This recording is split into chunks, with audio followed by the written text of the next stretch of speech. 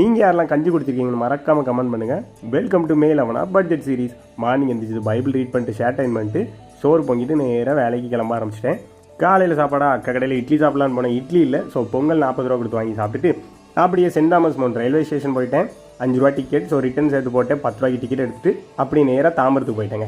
இன்றைக்கி தாம்பரத்துக்கிட்ட தான் வேலை இருந்து. ஸோ அப்படியே நல்ல வேலையெல்லாம் பார்த்துட்டு இருக்கும்போது என்னாச்சுன்னு பார்த்தீங்கன்னா பைக் பஞ்சர் ஆகிடுச்சுங்க. ரொம்ப பிரச்சனை மேலே பிரச்சனை. ரொம்ப தூரம் உருட்டிட்டு போய் பைக்கு பஞ்சர் ஓட்டிட்டு அப்புறம் வேலையை ஸ்டார்ட் பண்ணிட்டு மதியானம் ஆகிடுச்சு. அப்புறம் வேலையெல்லாம் முடிச்சுட்டு என்ன பண்ணோன்னா குஸ்கா 80 ரூபா கொடுத்து சாப்பிட்டு அப்புறம் ஒரு 5:30 வேலையை முடிச்சு நேராக வீட்டுக்கு கிளம்பி வந்துட்டேங்க.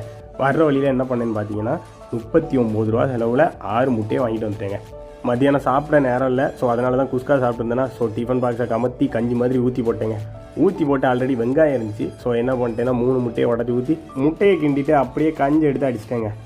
இன்றைக்கி நம்ம எவ்வளோ செலவு பண்ணியிருக்கோம் அப்படின்னு பார்த்தீங்கன்னா 170 ரூபா செலவு பண்ணியிருக்கோங்க. நாளைக்கு 170 கம்மியாக செலவு பண்ணலாம்.